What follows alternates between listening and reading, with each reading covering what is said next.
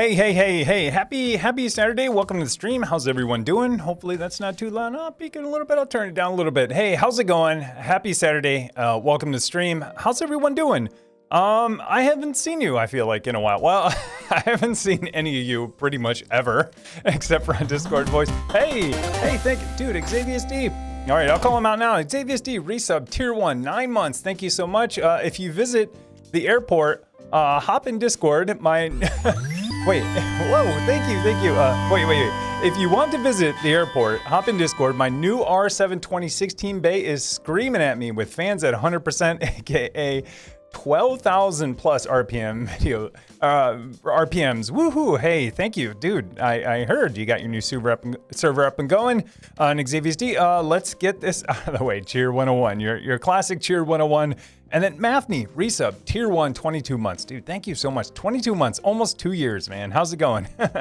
Good to see you guys. But what I was saying was, I haven't seen you. I do see you guys sometimes on, hey, Namuzi, resub, tier 1, 7 months, 7 month streak. Thank you so much. Thank you.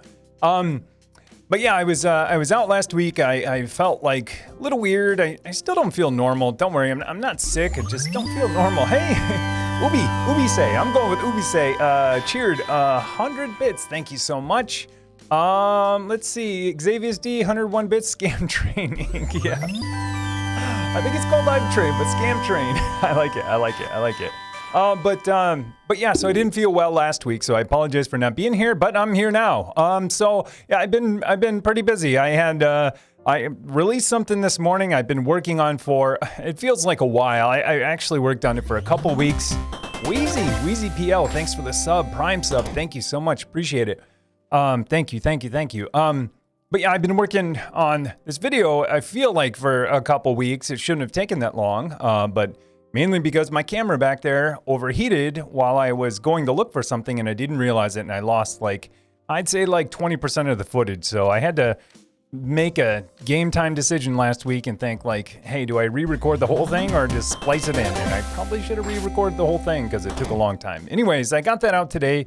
Hey, MDT Grease Monkey, resub, Prime, 3 months, 1 month streak. Thank you so much. But what I was saying, I've been working on this video. I realized that when I opened up my play button plaque award, a lot of people made fun of me for using that Phillips screwdriver. It was deserved, totally deserved, but most of the time I'll grab anything with a sharp edge to open packaging tape. And because of that, someone was like, yeah, it would be cool if you talked about some of the things that you used. And I was like, oh yeah, that would actually work out pretty good because I have this set of, tools or accessories that I use either when building stuff, assembling stuff, racking stuff, or just around the house type stuff. So I put together a video talking about all of that. And but yeah, so that's what I've been working on. On top of that, still doing 100 days of HomeLab. I think I'm on day 77. I think it is. The days are getting so hard to figure out. I always wonder too if I'm 1 day off and I didn't do the math right, or my copy pasta, messed up like it did one day. But I think I'm on 77, so I'm over 3/4 of the way done. And so I've been doing a ton of stuff, a lot of stuff with Kubernetes lately. That has settled down. So if Kubernetes puts you to sleep, I don't blame you. It puts me to sleep sometimes too. But that's kind of settled down and moving into some hardware stuff. I don't know if you saw, but 45 Drives sent me a Stornator. And so I'm going to be doing some stuff with that. Still trying to figure out what I'm going to do with it. I mean, I have some ideas, and I think they have some ideas too, but I can't wait to get back to hardware. I feel like it's been a couple videos for sure, which means a couple of weeks. So anyways, all of that aside, let me know what you guys are working on. If you're new to the stream, welcome. I didn't say that. If you're new to the stream, welcome. It's pretty laid back, pretty open. It's not like YouTube, and it's not like anything else I do. It's an open forum where we kind of talk about things we're either working on, struggling with, excited about, afraid of, all related to tech. So if you have something you want to share, yeah, absolutely. Go ahead, throw it in chat, and I will get to it. I'll try to go from the top down, and then we'll just work our way through. So, and then something else we've been doing the last, I'd say a couple of months, is hopping into Discord Voice. I will tell you, though, that today I won't be able to hop into Discord Voice, but what we usually do after the stream, you're absolutely welcome to. hop into Discord voice, and then people like to share and talk and discuss about what they're working on. Basically, a continuation of this stream or just a chance to connect with other people in the community. Large Discord community we have, so over 7,000 people. Recently partnered. I've said recently partnered for a while, so it's probably not recently. Still seems recent to me. So if you need a link, they're everywhere. And if not, just Google Techno Tim Discord, or just go to discord.gg/TechnoTim. Anyways, all of that aside, let's get into what you guys are working on and thinking about and working on. I saw some stuff flying through. I'm like, oh, I can't wait to get to some of these comments. I saw one. It was like a blast from the past. I was like, oh yeah, I remember that system. So I'm pretty hyped to read them. So I thank you for throwing it into chat. One thing, let's get caught up on other events. I called out a lot of the events that I saw, but there were some that happened right before the stream, so I'm going to call them out anyways, just in case you're here. Joyboy Capilot, Joyboy Capilot, Daz, Alan, Elaney New, thank you guys for the follow. It looks like Grazi too. Thank you for the follow. Appreciate it. Welcome. Mr. Monsoon, how's it going? Good to see you. Resub, tier 1, 4 months. Thank you so much. Appreciate it. Thanks for the continued support. Appreciate it.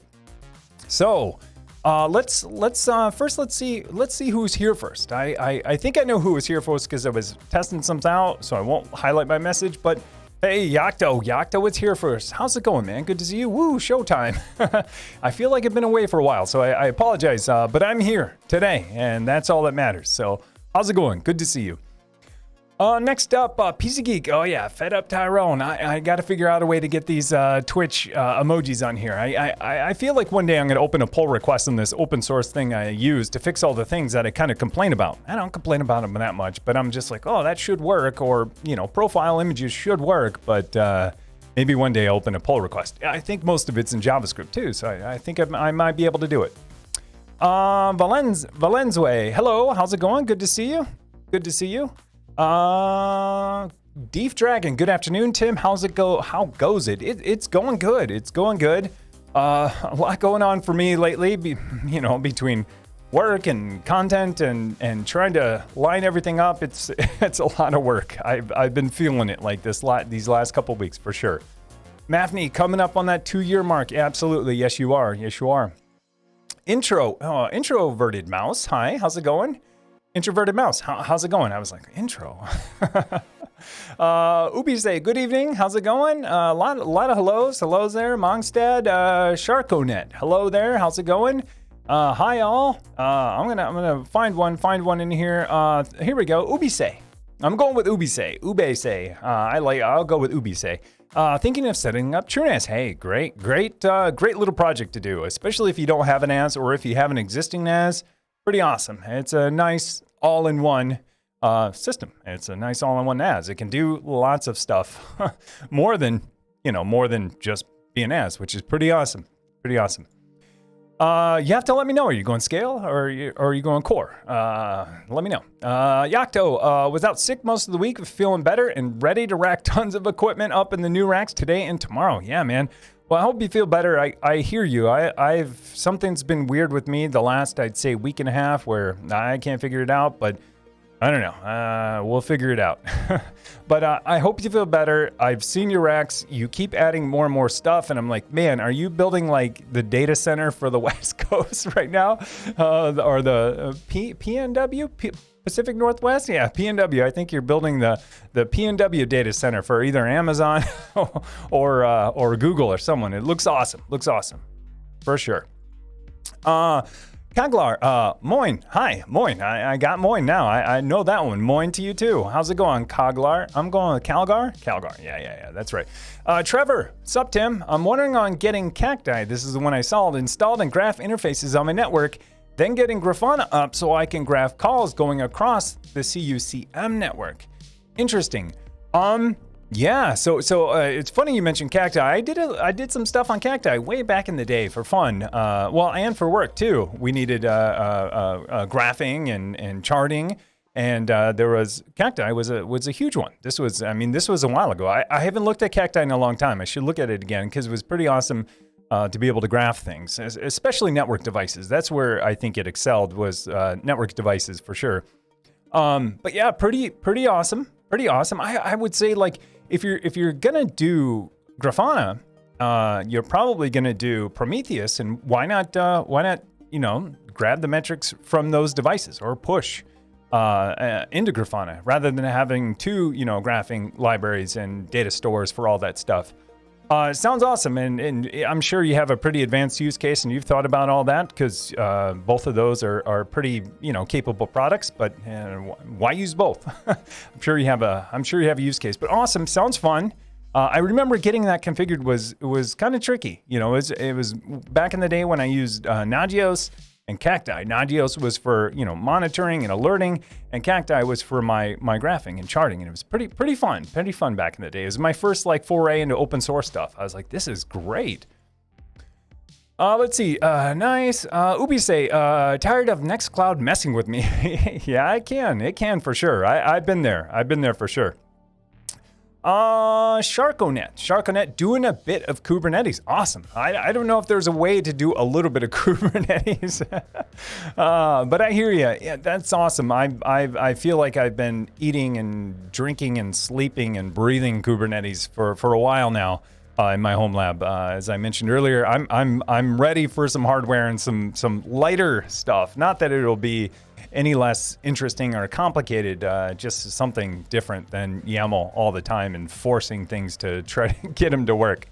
As you probably are figuring out, Kubernetes does not bend to your will. So good luck, Sharkonet, for sure. Ubi say, and also to finally install my PyKVM. Awesome. I haven't done it yet. I heard a lot of great things about it. It looks like a nice little device. You'll have to let me know how it goes, for sure. Introverted Mouse, currently learning Java. Interesting. So I know a little bit of Java. I know a little bit of Kotlin. So I know a couple of languages on the JVM. It's been a while, but yeah, sounds fun. Wondering if you're learning like Java, or if you're doing something like Kotlin or something else. Probably Java. But man, good luck. Sounds awesome. Bondi Bend. Hi, how's it going? Burrito Void. Let me grab a drink real quick. Burrito Void.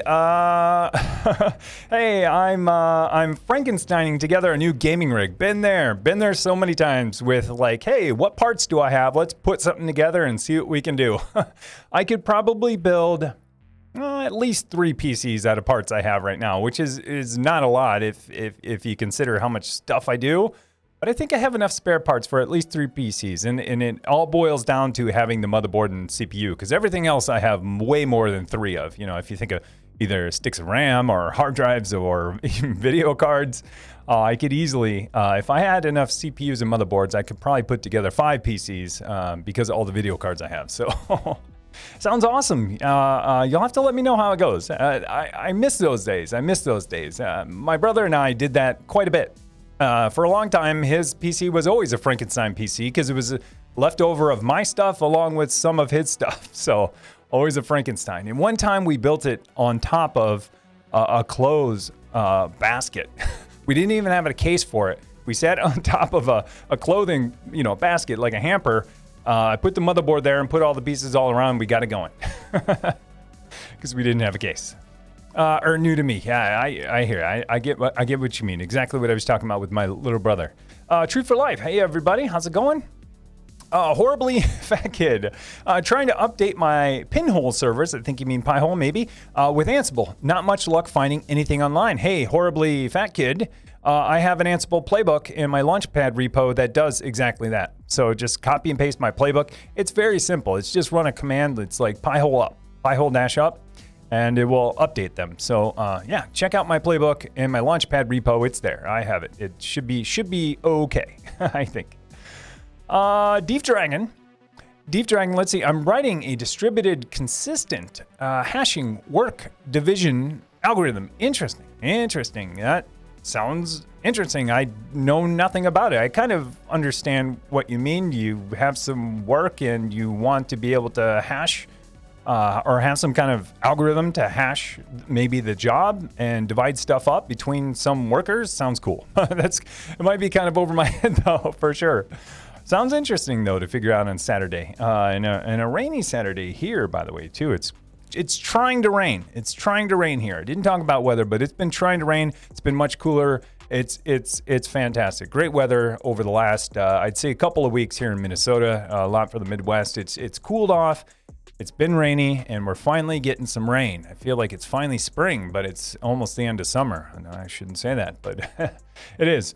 Ubi say, glad to finally catch a stream. Time zones suck. Yeah, time zones do. I mean, you can't please everyone. Hopefully, I chose this time so I could kind of be kind of okay with most people. It's a random time, 3 o'clock in the afternoon, Central or Chicago or Minneapolis time. Kind of random, but I figured, well, okay, it's evening in the UK and out further east, it's really late there. Kind of okay for most of the US, and even out west, it's not too early. So I used to do it a little bit earlier, and I switched to this, and it's been working out okay. True for life. Got me a UDM Pro SE. I can't seem to get anything that's connected to it to have internet. Interesting. That stinks. I mean, I have one. I used to have a Pro. Now I have an SE, and it should be as easy as just plugging in, plugging in your internet into the WAN, and then making sure you have DHCP set up. But it should be set up out of the box. Make sure you're using a PC or a machine that doesn't have a static IP. That's make sure it's a dynamic IP so we can get one from the same subnet. Other than that, it should just work. So interesting. Let me know. Mafney, I think Tim's streams are pretty good time zone for most people. Yeah, you have it late, Mafney. Yeah, most Western people for sure. Once you get out further east, it's nighttime there. Yeah, so 10 p.m. there too. Yeah, I knew you were on the cusp of where people would probably tune in, because it's pretty late elsewhere. Alfie Truss, Techno Tim, do you know why forks have 4 prongs? If they only had 3, they would be called threeks. Alfie Truss, love it, man. Love it. Keep it coming. Threeks, I like it. Threeks, forks, threeks, I like it. Toques, you could have toques, and then you have once. I don't know. If it only had 1 prong, it's not even a fork anymore. Valenzway, hello, how's it going? Gumshoe Noir, how's it going? Haven't seen your name in a while. Hi, Techno Tim from Mesa, Arizona. How's it going? Good old Mesa. Introverted man, you rock, man. Thank you so much. Deep Dragon, let me reel this up a little bit. I'm getting to the point of needing to get a new 720 or splurge and get a 730 to expand into. Hey, your man is gonna be is definitely going to be Xavier's D, because he just went through this. He just went through this same exact decision. He talked about this a little bit in Discord and talked about how we wanted to go with the 730. I assume to be on a newer platform and all this stuff. Just have a newer device that's maybe more efficient. But the cost of RAM of going to DDR4 is a little bit expensive, so we ended up going back and forth and just sticking with this 720. I'm paraphrasing. But he posted exactly that same font in our hardware channel in Discord this morning. So you should connect with Xavier's D. He went through that same thing. My thought is, hey, if you can get on a newer platform, I think you do save energy and it gives you some more longevity. Once I got onto a newer socket that supported DDR4, all of my workloads, I save a ton of energy, but I paid for it in RAM. I'll probably never recoup the cost in RAM because it's not cheap. But maybe once DDR5 starts coming out and stuff like that, maybe it'll go down. I don't know. I don't know if we'll ever get in that sweet spot where the previous generation gets a little bit cheaper because they just stop producing them and then they get more expensive. So I don't know if we're gonna have that in tech anymore like we've had for a really long time. Depends. Penguin Airlines. Speaking of Wheezy PL, real quick, how's it going? Good to see you, Wheezy PL. Penguin Airlines, dude. I was thinking about you like 3 days ago. I was like, Penguin Airlines. Haven't seen his name in a while. How's it going, man? Yo, Tim, it's been a while. Good to see you, man. I promise. I was thinking of your name just 3 days ago. I've never met you or anything, but I know these names. I was like, oh, Penguin Airlines. Haven't heard of him in a while. How's it going? Good to see you. Xavier's D, admittedly, I haven't updated daily. Still doing home labs every day, but by the time I'm done, I'm tired to make a post and update. Hey, that's totally fine. That's totally fine. No one has to do it. No one has to ever accept the challenge, and a lot of people have been doing the challenge for years. I just figure since I created it, I might as well stick to, just stick to the plan of creating a post and sharing it. People don't have to share it at all. It's totally fine. But I've been doing it just because I created it. I feel like I kind of gotta dog food my own stuff. I was also considering like how long can I keep this train going, but I think at 100 days, I think I need a little, at least not HomeLab break, but at least a little social media break. But man, by that time, it's just like so much of a habit. Xavius, I was combining a couple of people there. Stornator, I'm jelly, get me one. Yeah, I can't believe it. I can't believe it either. They reached out. It was a while ago. They reached out. They had mentioned, hey, we like what you're doing. We like your channel. We just want to help and support you. And do you think you could use one of our servers? I was like, yeah, I thought about it for about a microsecond. And I was like, yeah, absolutely. No, I did take it into consideration. And I was like, I have this disk shelf. I don't want this disk shelf forever. And, I had to do like these mental exercises in my head of trying to shift around stuff and figure out, do I want a dedicated NAS or do I want to keep virtualizing it and passing through my HBA to my disk shelf? And then I started looking at power, and I was like, look, I'm spending that much money in electricity to keep this disk shelf on. Like, why not just run a server and have compute and have 10 gig and all of this other stuff? I'm spoiling it. I'm not going to tell you the specs until I release it. But yeah, so they were super generous, super nice. So nice. I couldn't believe it. I mean, I felt like a customer. And and obviously I mentioned they just shipped it to me. They're just like, here you go. We'd love for you to use this if you can use it. And I can't believe it. It's pretty awesome. So I got some stuff coming. I'm super stoked for it, and I think it's a good clean break from Kubernetes. No more Kubernetes. Well, I'll be doing Kubernetes, but won't be doing it for at least a little while in videos. Don't think I'm giving up on it. I'm doing it every day still. I'm still maintaining my cluster, still doing stuff. Just gonna take a break from Kubernetes content and shift to other things like I did today, as I kind of do anyways. Yeah, I'm super excited. Gumshoe Noir, do you know of a guide for configuring IPv6, Pi-hole, etc.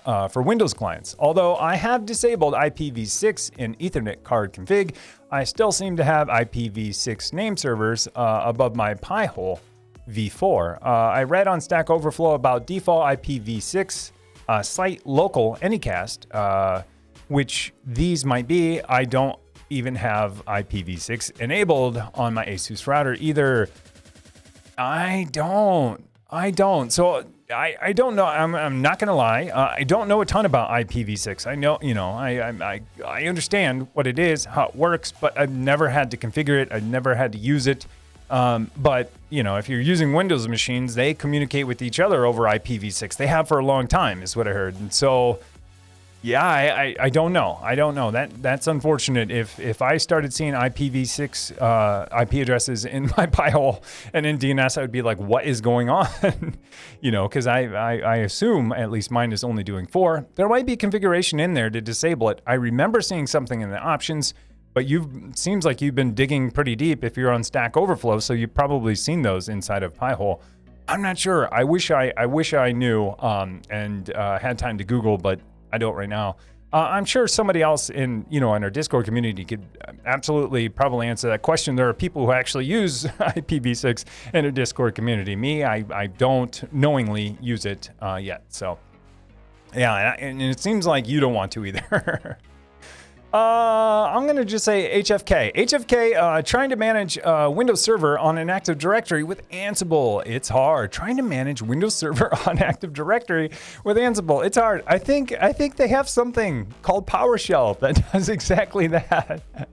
I bet it's hard. HFK, I bet it's hard. I bet it's, I'll just say that. I bet it's hard. You might want to try PowerShell. PowerShell also works on Linux too. Never tried it. I've been wanting to, but haven't. But you might want to give that a go. Either that or call PowerShell commands from Ansible. This is getting really weird now. But I'm not sure. It sounds tough. But you would think that Ansible would have something, a plugin for this where it would just work. I bet. Hey, AnyBlast, resub, Prime, 14 months. Thank you so much, AnyBlast. Thank you so much for the Prime sub. Thank you. Continued support. Thank you. Alfie Taras, word on the street is that running Pi-hole in Docker is terrible. Do you have any experience with that? Yes, I do. Yes, I do. I have experience with it. Is it terrible? I don't know. Terrible is such a strong word. I've done it. It's challenging. The only few reasons why it's challenging. So I've done it. It works. Totally works. There's two challenges that I faced when I was doing it that way. First was resolve.conf, like, it reading the DNS resolve.conf from the machine that it's on. There's some trickery you have to do so it doesn't. So DNS just doesn't get all confused. That's one challenge, but solvable. And then there's the other challenge where, the admin UI wants to be listening on port 80 and 443. And that's challenging and might be solvable because you might have something else that on that machine that wants to listen and communicate over 80 and 443, especially if you're running traffic or a reverse proxy on that machine. That's the port it's going to come in on. So those were the challenges I found. I think they're both solvable, but at the end of the day, if you only have a single machine, that's really your only choice, and that's totally fine. But at the end of the day, it kind of stinks, to have DNS on there when you have to work in so many fixes just to get it to work around those two challenges I mentioned. So I wouldn't say terrible, but where there's a will, there's a way. There's absolutely a way to do it, and you could change the ports and everything like that. But Pi-hole's pretty picky about ports, and it's pretty picky about DNS because those are its two functions right there. So yeah, kind of challenging, not terrible. I've done it. I did it for a long time. Am I? No, I thought on my Pi Zero I was doing it in Docker, but I'm not because it's a Pi Zero and I didn't want to install Docker on it. It's just running thick or running, bare metal. Not containerized is probably a better term. Let's see. Thank you for sharing that.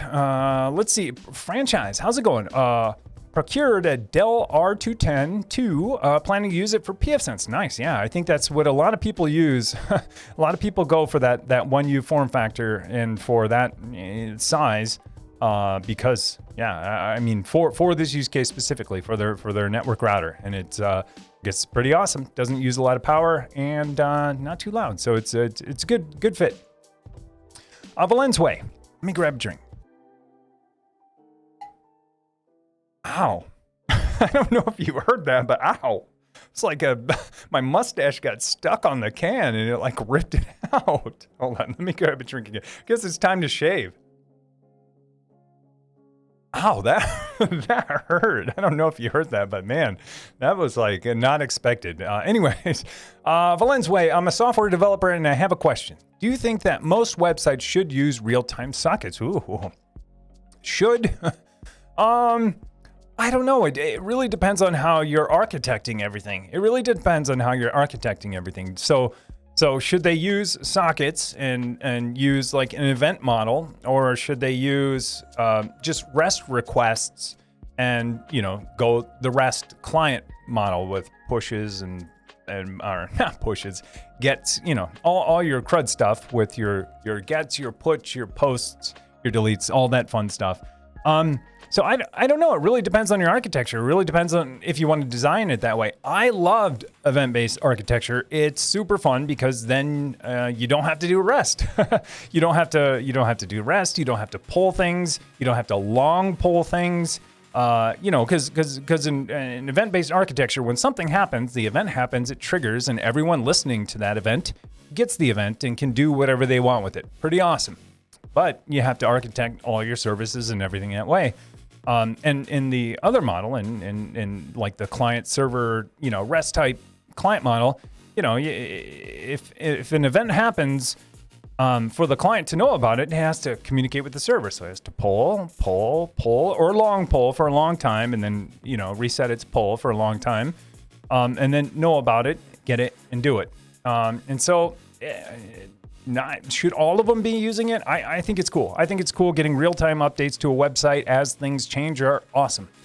Less polling, less taxing on the servers, and just less things moving that don't need to move when they don't need to. And then you get, you get cool things like WebSockets. You get cool things where, you get live updates in some of the stuff that you're looking at.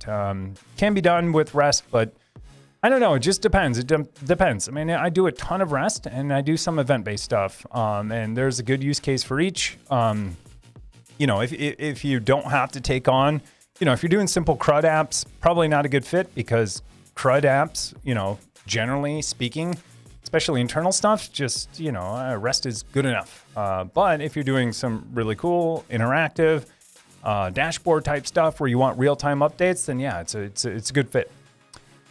There we go. Mathne really depends on what the site serves, for sure, and and the experience you're going for. Xavier D franchise, you'll love it. I used to run one, selling one on Reddit, but when I went to the R220, the one thing if you have Docker, there's a Docker you can install to make accessing the older IDRAC 6 easier. Yeah, because IDRAC 6 takes like some scary version of Java that only runs on IE versions that you don't use anymore, or you have to do some crazy hacks in Chrome and Firefox to get it to work. So yeah, that Docker container definitely does make it easier to use for sure. Whoops, wrong emote. That's all good, man. Xavier's D Sweet, did you see the PFSense for the other stuff? Yeah, for sure. All right, let's see. Gumshoe Noir, do you know if there's an Ansible role for Proxmox QM? I'm sure there are, and if not, like a ton of people have been writing stuff or playbooks in our Discord community. I know, Rand has been, as well as iLude. So, I mean, there are people in our Discord community who are doing just that. If you search for, Proxmox QM or Ansible QM, you'll find your answer, for sure. Conductor badge, nice. Thank you, Scam Train. Yeah. Conductor. Not a snowman. How's it going? Good to see you. I have happy news. This Tuesday, I will start my first job. Hey, awesome. First and second line help desk in a B2B business. Can't wait until it's Tuesday. Hey, I like that. You can't wait to start working. That is awesome. Remember that feeling and never let it go for as long as you can, because it won't always be that way. Maybe it will always be that way for you. And I love going to work. But hold on to that feeling. Remember that feeling. Because there will be days when you possibly where you don't feel like that. And just remember, no matter how long you've worked and how high you've climbed up, remember there was a day when you loved to go to work, and hold on to it. Revisit it often. Lord Garden Gnome, saw you got a hold of 45 drives in Closer. Yeah, so excited and happy for you. Thank you. So many capabilities in there. I totally agree. I'm going to be honest with you, and you guys are probably going to hate me. I have only opened it up and I've only peeked into it. I do not know the specs of it yet. I've just been laser focused on getting this last video out and repairing it and redoing so much stuff for today that I was like, I cannot go down this rabbit hole of even like looking at this server. So I took it out of the box. I took pictures of it, showed my wife. She's loving it. She's loving it too. She's like, man, that looks awesome. That server looks awesome. Like, those words have never come out of my wife's mouth ever. She's like, that server looks really awesome. I was like, yeah, it does. Let's do this. Let's get some more.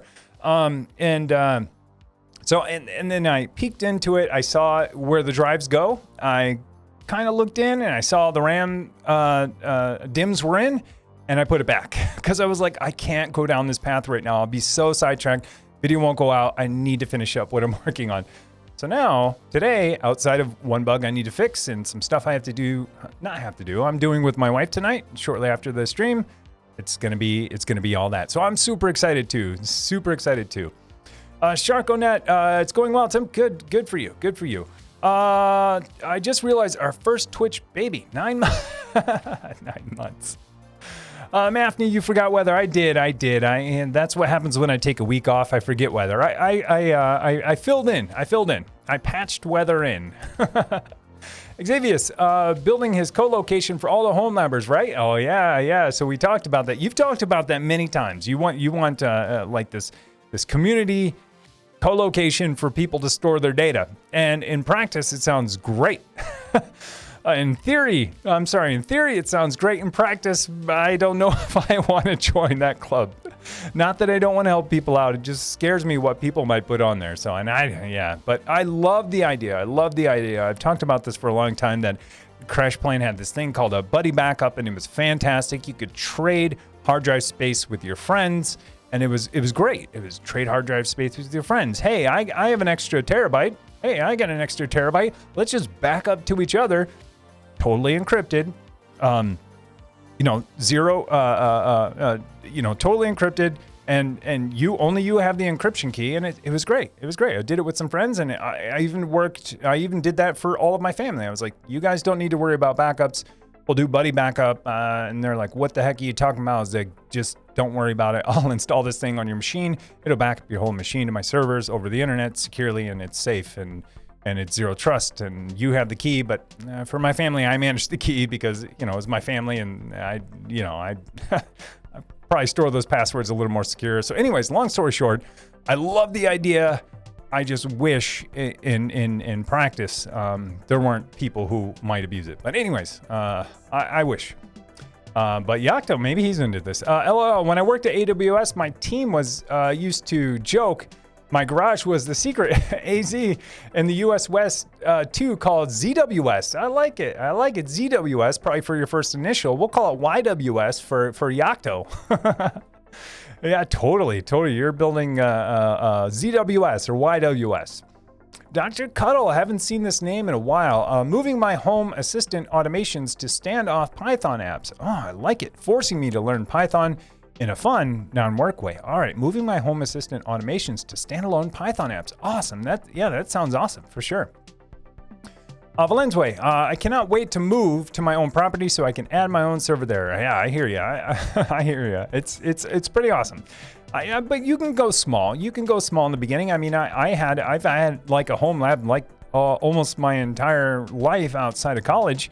I had a small server, a bigger server, downsized, upsized, downsized many times. I even downsized to Intel NUCs, or even just, mini ITX boards and did it that way. I did it for a long time in an apartment with the server and served some stuff out. Used to remote in that machine. It was pretty awesome.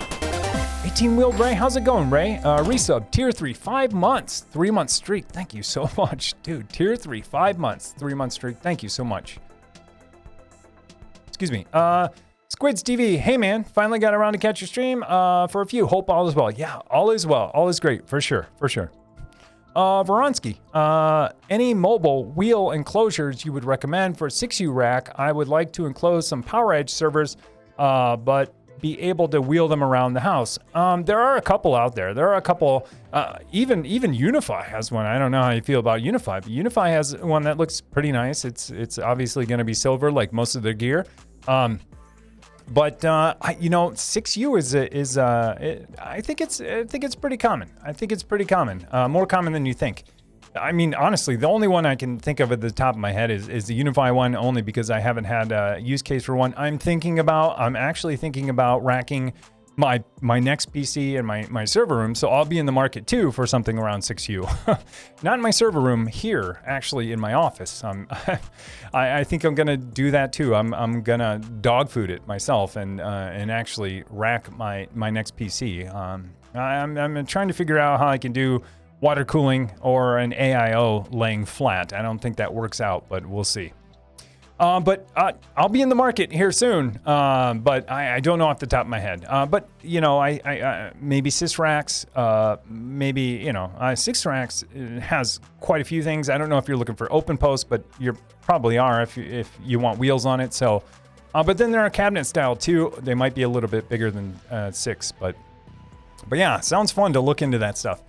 Failover for HomeLab. I kind of looked into it, Miluba. Failover for HomeLab. I kind of looked into it, and I almost did it. I actually had a 4G modem, and I was considering it. I have Mint Mobile. I got a Mint Mobile 7-day trial card because I'm like, hey, what can go wrong? 7-day trial. I got a 4G LTE modem. And it kind of worked, and it was kind of okay, except for I had CGNet, and I was like, yeah, this will work to get me by, you know, for if the internet's out, so I can still like get on the internet, but so can my phone with tethering.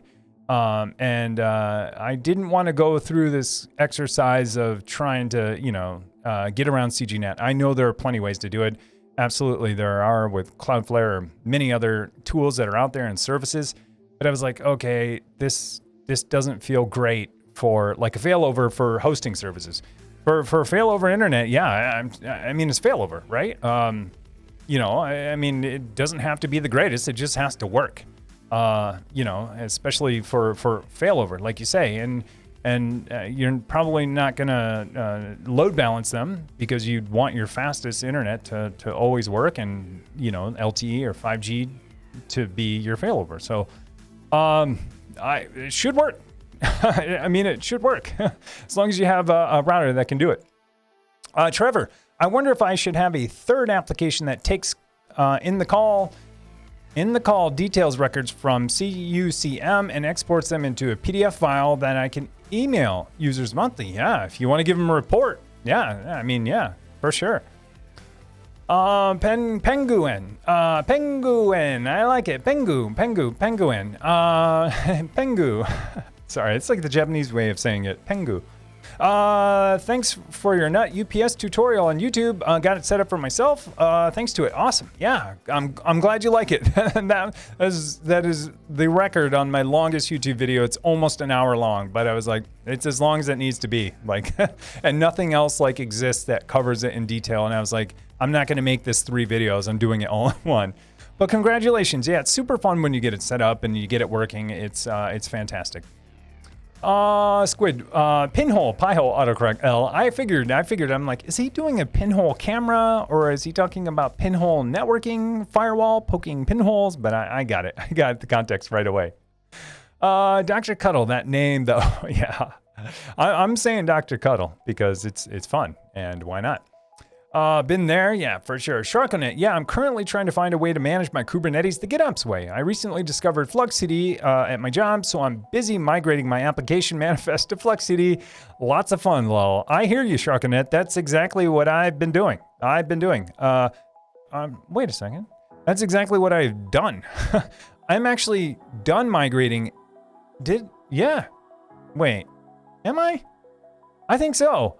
It's funny because like anyways, so that's exactly what I've been doing. I actually think I'm done, minus fixing and tweaking stuff, of migrating all of my old Kubernetes stuff and my Docker stuff to, you know, GitOps with Flux. And it is pretty awesome. I totally agree. It's awesome. I think I'm done. I mean, I have Redis running. I didn't like cut over some of my services that need Redis to Redis and cluster yet, but that's easy. But I have been doing the same thing. It's super fun. I'm just like kind of amazed that like I realize right now that I think I'm done. I mean, you're never done, but I can stop running the services that were Docker only, and I can delete some old, you know, YAML files that I had that were the old way of how I used to deploy stuff. So it's super fun once you get it, for sure. It's fun. It's a lot of work though. Swiss Techno Tom, hi Tim, good to be here. I hope you are fine. Any experience in connect by SSH to an HomeLab server using Cloudflare Tunnel? What do you think about security aspect of using that solution? Well, Cloudflare tunnels, for the most, depends on which one you're using. Most of the time it's going to be HTTP services, not, oh no, they allow SSH. That's the old, other service that they allow. What's my opinion? I mean, only if you have to. Only if you have to. It's going to be probably a little more secure than opening it yourself because you're getting the protection of Cloudflare and going through them and proxying through them. But I would, you know, recommend against it and use VPN if you can, or use some way to tunnel in outside of doing that. Because at the end of the day, you're opening, you know, a tunnel on the other side that is public, you know. I mean, I know you're not doing it through your own IP address, so you get to obfuscate that, you get to hide it, and then you get the protection of Cloudflare. But at the end of the day, that other side of the tunnel is still on the public internet. So you're going to have all of the same, you know, problems and challenges that you had even if you were doing it yourself. It's just that now you're behind a proxy of Cloudflare. So I would say, like, if you have a router or if you have something, if you have any kind of networking, and if you have a router made in the last 10 years, it probably supports VPN. I would say turn that on and do it. And if you don't have a router that does it, standing up VPN or WireGuard or whatever, OpenSSL is somewhat trivial. You could do it in a day, and then you're able to tunnel in securely yourself. But then again, that's something else that you have to monitor and worry about. So, better than doing it yourself, but I would recommend a VPN if you can, just because. Because like I said, at the end of the day, it's still public internet. And, if Cloudflare's not detecting these bots that are trying to connect to it and do things, like, you still have all the same risks that you had as if you were just exposing port 22 on your own. Just learning Java. Any tips, anyone? I'm not going to go there. I'm not going to go there. I forget that, I won't go there. But a lot of my developer friends, we always joke about Java. It's a great language, not really. But don't get me wrong. I joke about Java. But I forget that some people write Java, and I still can't joke about Java. Oh, and it is what it is. No, I'm kidding. Any tips? I would say I don't know. I don't know any tips off the top of my head. It's very verbose, at least with older versions of Java, and depending on what version of the JVM you're running. So I mean, I don't have any off the top of my head that aren't trolls. Let's see. Did you look at Argo CD? And that was aimed at Sharkonet. I have too. It's pretty big, especially for HomeLab. Pretty big, pretty awesome. But at the same time, a lot of resources for sure. Yale RDF. Hello. How safe is File Browser to access it from the internet? I mean, just like any other web service that you have. It's so if you're not familiar, File Browser, it's this service that exposes a web UI over HTTP or the protocol, so that you can access files remotely. And so there's nothing inherently insecure with that, right? Like a lot of services do that. I mean, arguably Dropbox, you think of Google Drive, they're all doing that. But they have a lot of security behind all of that stuff. And they're probably not exposing, well, it could be, private files. You could argue Drive could have a lot of private files. So is it a good idea? I mean, again, this goes back to do you absolutely need that endpoint to be public? Or is it just convenient? That's what I would ask myself. Mandatory or convenient? If it's mandatory, there's no way around getting around it, and so you have to expose it. I would say put something else in between, like an auth proxy, like Authelia, to be able to intercept those requests so you can get two-factor auth. If File Browser doesn't support two-factor auth out of the box, I don't think they do. Last time I checked, I don't remember. I actually have it running Kubernetes, but I don't expose it publicly. But then if you have to expose it publicly, I would absolutely do it over SSL. Absolutely put it behind something like another proxy like Cloudflare so that you get the protection from them. It doesn't have to be Cloudflare. Do something else, some other WAF basically, and then SSL, and then I would put an auth proxy so you can get two-factor auth on it. That's gonna be almost as good as it gets for publicly accessible endpoints. But if you don't have to do it, I would go back to use VPN or don't expose it publicly, because there's nothing inherently insecure about that service itself. It's just how you secure it if you do, and how you layer on the security that may be. So I don't know. I would go with that. Penguin Airlines, a one-pronged fork is a chopstick. Absolutely it is. Absolutely it is. I like it. Sharkonet, I know by name and looked at it a bit. Flux CD seems to match my needs better. Yeah. So this is going back to Argo and Flux. Yeah, I've dabbled with Argo. I still might make something on it. I know it takes a lot of resources, but it's very good at what it does. It's very visual, and it actually it fits into a lot of businesses' workflows, in general. With the way that they're deploying code and infrastructure. So it's pretty awesome. Maybe someday I'll make something on it. I don't know the answer to that. Let's see. Full of Twooks. Let's see. Let's see. Lots of chit chat. Let's see, because they're dogs. Oh yeah, about. I like it. J6 Life. I'm late, but I didn't miss the stream. Hey, how's it going? Good to see you. Good to see you. Dr. Cuddle, apply the code in a real project. For example, home automation or similar. Doing that will give you motivation to solve things, not only reading guides. Yeah, I totally agree. Apply what you're learning and apply it to a project that you're excited about rather than doing like Hello World apps.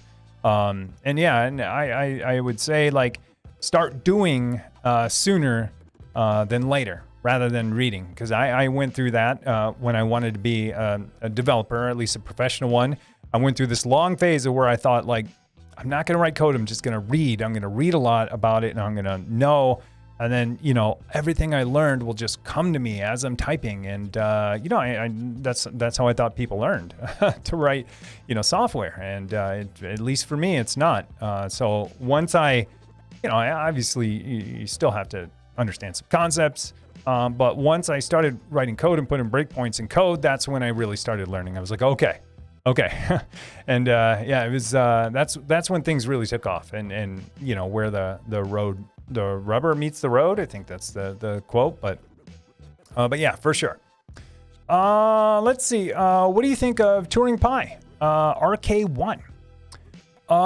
What do I think of the Turing Pi RK1? So I have a Turing Pi 2. I don't know what a Turing Pi RK1 is. Maybe I should know. But I have an early model of the Turing Pi 2. I don't know what the RK1 is. I don't know. But I will say, like, hey, if it's from Turing Pi and they're building, mini single board clusters with compute chips, I'm all about that. To be honest, I wish the Turing Pi 2 had about one or two more slots for compute, so I could run a whole entire Kubernetes cluster with every role on there. A high availability one, I guess I should say, because I could run a cluster with one of each thing. But yeah, I don't know the RKE one. I need to look into it. But yeah, it's anything from Turing Pi is pretty awesome, as you guys know. Sif. Hi from France, Tim. You helped me a lot with the traffic Athalia setup. Thanks a lot. Hey, no problem. Speaking of Athalia, there we go.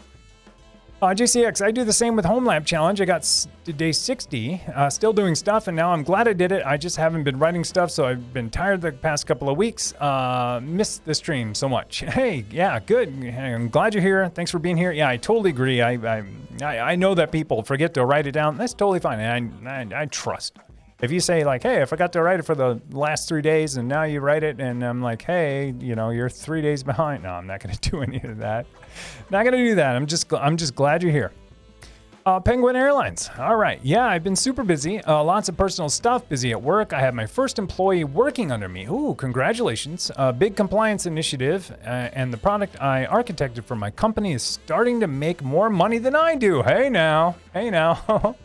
Looks like there have been some changes around here too. Are you in the new house, new room? I think I saw you moved in one of your YouTube videos. Also, chat message lower 1/3 seems like it's really getting is helping. Also, the chat message lower third seems like it's really helping you keep track of chat. Yeah. It's been a while. So let's go through here. One, congratulations. That's awesome. Your company's selling software and or a solution that you architected that's making more money than you. Start for raise. Two, there have been changes. Yeah, lots of changes around here. No, I'm in the same house. There have been changes. No, I think, yeah. Lots of things you see behind me that are different, I think, than when you were here last time. And yes, this down below has helped tremendously. It's helped tremendously. There's still one thing I need to figure out, and it's like, how do people know that join the stream that, where I'm at in chat? So I haven't figured that out yet. I would love to be able to scroll. You can't see what I'm pointing to, but I would love to be able to scroll and select this. I can't even point the right way. There we go. I would love to be able to scroll that, click on that, and so people could understand where I'm at. But anyways, yeah, good to see you, man. Good. I'm glad you're here. JCX, although in like life, I feel super lost, not exactly sure what I'm doing with anything. There's nothing urgent, I guess, but yeah, not used to feeling lost. Hey, that's all right. I think we all do at some point. We all do. I'm kind of, yeah, got a lot going on, and now I have even more going on. So I hear you. Lord Gardenham, I'll be honest, 45 drive people are really awesome. I agree. I bought a Q30 Stornator and they were great the entire time. It's not cheap and I bought the chassis to do my own build in it, but it's coming along. Awesome, Lord Gardenham. That is awesome. Hey, Martin, 21, gifted 5 tier 1 subs. Dude, thank you so much. Dude, Martin, 21. So Ozzy, the Dead Rodent, Beiruz Diablo, Polarized Lons, Calgar, sorry, and Dapper John, MD. Enjoy your gifted sub from Martin, 21. Dude, thank you so much, Martin, 21. Appreciate it. Thank you so much. Oh, thank you. Let me see. So thank you. I appreciate it. It caught me off guard there. Let's see. HFK, they do, but the authentication wood Kerberos makes my head hurt. I think that's in relation to auth at some point. JCX, it's more difficult to do some of the advanced things with Pi-hole and Doctor. Yeah, I agree. Things in general, because you have this whole networking layer you got to figure out. Yeah. Mafni, you need to disable the internal DNS of the machine. There you go. Nice. I like the dark mode. Yeah, I do too. Yeah, I've added some of those. Hey, thank you so much, Amsterdam. Rated channel, 4 viewers. Thank you so much, Amsterdam. Appreciate it. Appreciate the raid, man. We're getting to see all of my sounds and all of my my retro alerts. Sorry, I keep looking at my watch, but I do have to keep on time today just because I got something going on shortly after. Hashtag mustache problems. Yeah, totally. Yeah, it's kind of weird. It's kind of weird that it happened. Isn't it Movember? Not yet. I think in November it's Movember, and I don't know if I'm going to do it. I remember when I started this, it was roughly around Movember is when I was like, maybe I could, and it was all weird, and I don't know. This takes a long time for this to happen, and if I cut it off, it's weird. But I think it will. I like to reset and change things up.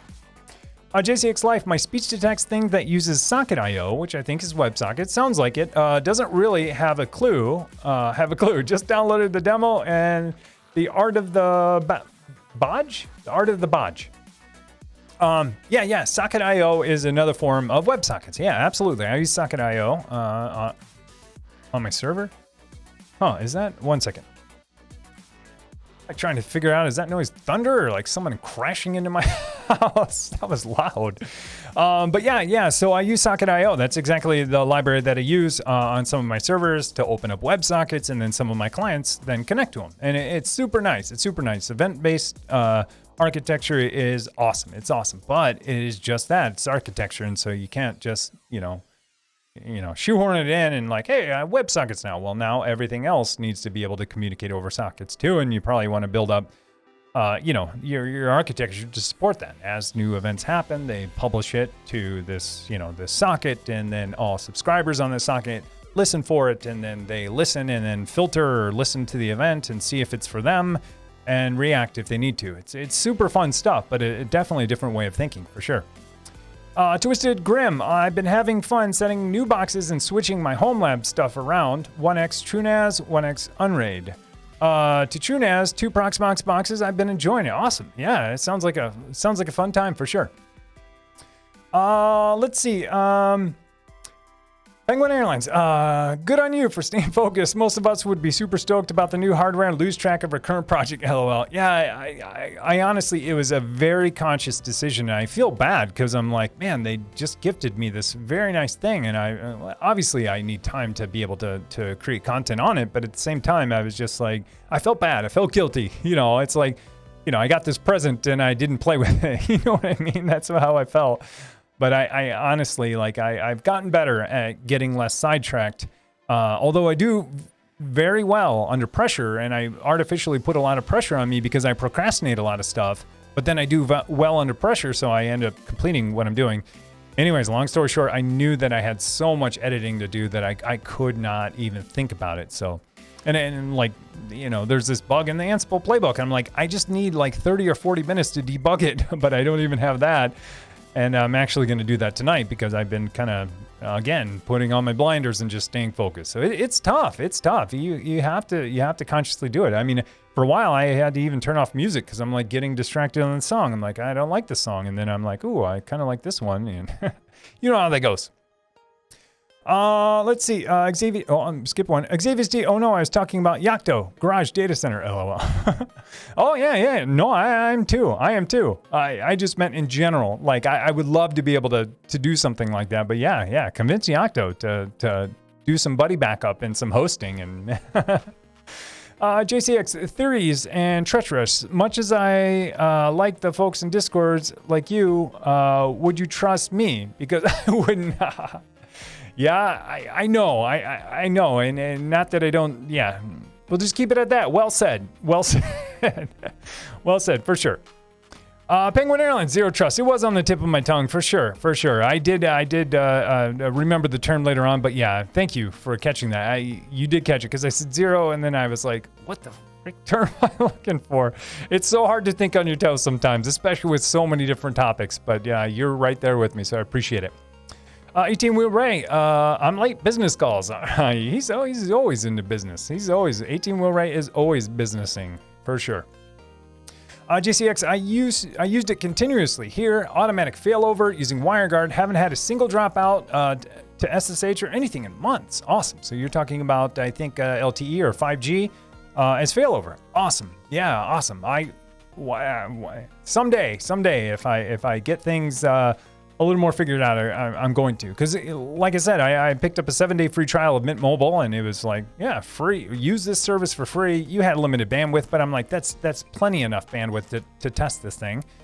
And that's when I realized CGNAT, and I was like, oh, that kind of stinks. And not impossible, but I would have to redo a lot of my infrastructure to be able to fail over to CGNAT and then update a lot of DNS records, which is totally possible.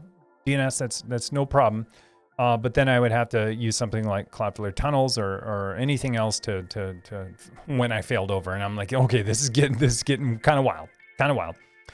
The Mill Mic. Hi, I like your cam quality. Which cam are you using? This is Sony A6400. It's super nice mirrorless camera. It's a crop sensor. It's nice, but I have like an older one, a 5200, a Sony back there. That's totally fine too. You don't need much to get a decent camera. You just need to not use a webcam. Don't get me wrong, webcams are good, but when you just have a real camera, if you can do clean HDMI out and you use something like a Cam Link from Elgato or any kind of HDMI in card, you can just plug a camera into it and you have a webcam. So that's exactly what I do. So I appreciate it. Yeah, it's an A6400. They're relatively cheap for what you get. It can record in 4K. This is how I shoot everything. This is how I take Zoom calls too. Is just through this camera. So it's fared really well. But I think I'm ready for an upgrade here soon. We'll see. Trevor, me, gets around CGNAT with my own public IP address and DMVPN connection over 4G LTE. I like it, Trevor. I like it. Yeah, CGNATs are evil. I like it. I knew Trevor he would figure that one out. For sure. Penguin, very clever. I agree. Penguin. Truth for life. Do I do private consulting? I don't. I do public free consulting all the time. This is what I'm doing right now. I don't. I have a day job and I have a night job and I have a weekend job. I don't have time for more jobs. But I mean, if you want to bounce ideas or, talk somewhere publicly about it, absolutely. You want to talk in Discord about it? You want to talk on Twitter about it? Sure. I'll give you my opinion in 144 characters or less over multiple tweets. But if it's something more private and looking for something to do any kind of implementation and for something private, Not at this time. I just, I have a job. I have, like I said, multiple jobs, I feel like. Not a snowman. Tim used to talk about migrating, but hurt himself in confusion. Yeah. I know. It's like, where am I at? And it's funny that I realized that I'm kind of migrated. I feel like I should celebrate or either that or like have a reality check and figure out what I'm doing, forcing everything from Docker over into Kubernetes. And I've said this a few times, absolutely nothing wrong with Docker. And I'll be honest, I still have one Docker host that runs 3 or 4 services that I just don't want in Kubernetes, not a good fit for them. And I don't want them in my public, cluster. I say public cluster because some parts of it are public and some are not. But it just doesn't fit in there well. And so Docker's a great fit for, single host machine or even multiple. But as I started moving stuff to Kubernetes, in Kubernetes, I have all of these shared resources, right? You have shared resources. Sounds like enterprise. I have shared resources like storage, like certificates, like load balancers, like ingresses, like monitoring, like metrics, like backups. And so I had all of these custom scripts and all these custom ways of backing up all of my Docker containers, zipping those up, rsyncing those over, stopping and coordinating all this, basically building, a mini Kubernetes in Docker. And as I started moving stuff over into Kubernetes, I was just getting these features or these capabilities because my whole cluster already supported them. My whole cluster, I configure backup once, whole cluster gets it. Configure storage once with Longhorn, whole cluster gets it. And now, I was at this point where I'm like, okay, it's getting harder to manage all of my scripts and all of this stuff a little bit differently than everything else. Now I have 2 backup systems. I have 2 things to monitor. I have 2 sets of certs. And so, so I took the plunge and tried to move everything into Kubernetes. And so far it's been great. My holdup was databases. And that's what I've been focusing on the last couple of weeks. I've moved every database into there. Now I need to do some tweaks on Redis. I haven't cut over Redis. But I moved my MySQL database in there, HA working. I actually switched over to MariaDB at the same time too. MongoDB in there, Postgres in there, and now Redis is in there running, but not fully configured. So we'll see. It could all crash and burn, and it probably will. Let's see. Matthew, Cloudflare does some magic with SSH, so they can protect it, but I'm not sure what. Yeah. So I was reading through their documentation, and that's one of the few like TCP services that they will allow behind their proxy. I think it's that, RDP, and then HTTP, these protocols. So they'll protect RDP sessions, for Windows, SSH sessions arguably for Linux. 2 remote ways to get in, and then all of HTTP. So those are the 2 exceptions that I think they allow on their tunnels to the rule of only HTTP. Those 2 exceptions. So pretty cool. So it's not public per se. Sure, SSH so they can provide. Maybe. I think so. It should be a public endpoint if you're doing tunnels. It's got to come out somewhere, or maybe I'm misunderstanding. Let me see. I am kind of over. All right, I'm going to look for direct mentions. Abduram, here we go. Hey, Techno Tim, MySQL or Postgres for a database, and why? Thanks. I was just talking about this. Thanks. Or do you like Mongo? They all have different use cases. Real quick, I'll go through them. Like if you're using structured data, arguably all databases support all these things now, so it gets kind of confusing. Mr. Sliff, thanks for a follow, appreciate it. But Abduram, it really depends on your architecture and what you want to support. I would say if you want to go with structured data, which you probably do, and you want something that's totally open source and a little bit newer, I would say if you can go with Postgres, go with it, because that seems to be it's the darling of all startups. Like every startup you go to, or even bigger companies now are starting to adopt it because it's fully open source, and pretty nice, arguably. 79, a whole lot of numbers. Thanks for the follow. 7979897. It's not that song, but thanks for the follow. Appreciate it. So it really depends. A lot of the times as a developer, you don't get to choose the database. You have, an organization where developers have already stood it up, or, you have some data pool already that has that figured out for you. and then you get to do everything, build from your models up to your APIs all the way down to the client. But if you're choosing, I would say go with Postgres. It's pretty easy to figure out. A lot of startups are using it, like I mentioned. If you want to go with MySQL, totally fine. MySQL is a great use case for MySQL is, smaller. They can handle bigger things, but smaller projects are really nice because you have the option to use SQLite.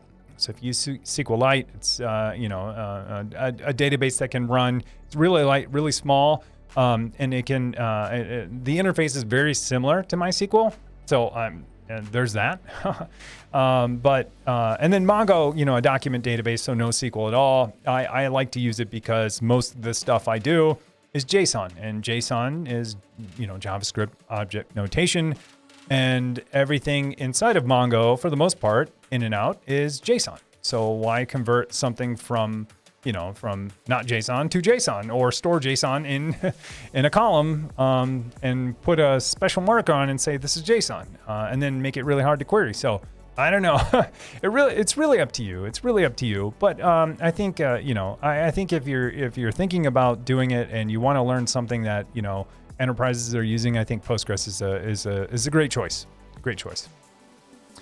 But for me, it's Mongo. That's my go-to because it's easy. Because it's a document database. It's NoSQL, and like I said, I build web APIs. I build web front ends. Everything I build communicates over JSON. So why convert that JSON to something else and store it something else? Just jam that whole JSON in Mongo. Anyways, all right, guys. I'm gonna here we go. Okay, so hey. Thank you so much for tuning in today. I know it went a little bit over, but I started a little bit late and then I still went a little bit over. So I appreciate it. Appreciate you hanging around. Thank you so much. There were lots of follows. There was lots of subs. There was lots of bits. There was gifted subs. Thank you so much. Means a ton to me. I'm super excited and I can't thank you enough. If you want to continue the conversation, a lot of people usually jump in voice. I'm not going to be able to jump into voice today, but voice chat has some people in it in the Azeroth channel. You're absolutely welcome to. I might be in there later, but I won't be in there right after this like I usually am. So if you're not a member of our Discord, you should absolutely join. And if you want, hop into voice. A lot of people share what they're working on, live video of racking servers or working on stuff, or even just troubleshooting stuff too, or bouncing ideas off of other people. It's a great place to connect, especially right after the stream. It seems like everyone's, stoked up about what they're working on or want to get a problem solved or clarification if I said something wrong.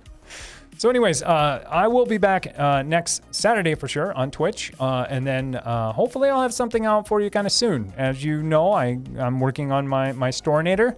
And after the stream starts, then I'm totally done with everything I was working on up until this week. So now I can focus on the next couple of weeks. So anyways, have a great Saturday. Thanks again for tuning in. Appreciate all of you and be good to each other. Take care, folks.